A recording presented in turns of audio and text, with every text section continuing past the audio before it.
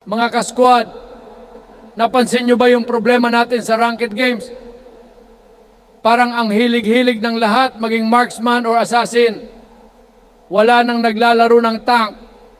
Parang buffet lang ng damage pero walang nagdadala ng plato. Alam natin, ang feeling maging marksman, feeling MVP.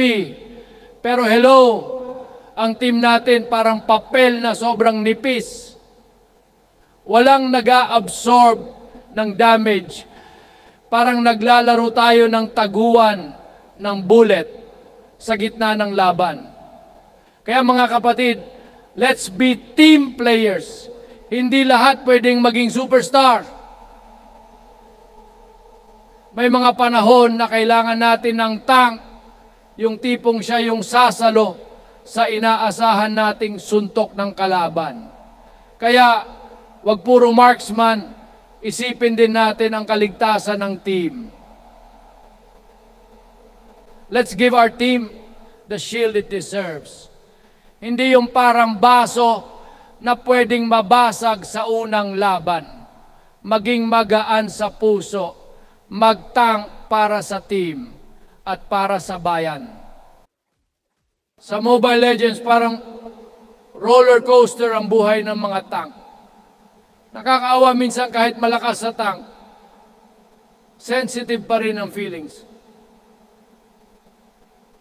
Pag sinabihan mo ng bobo naman, feeling nila, hindi na sila appreciated. Huwag ganon. Minsan, feeling ko tuloy, gusto ko magka-team song ang mga tank. Ano kaya, I will survive ba o unbreakable?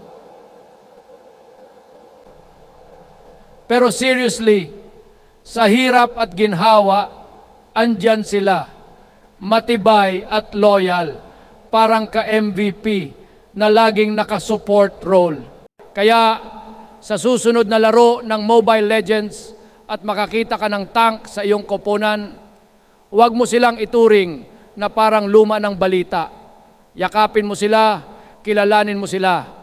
At tandaan mong sa likod ng malaking armor ay isang bayaning handang magsakripisyo para sa team, para sa tagumpay. Salamat mga kalaro.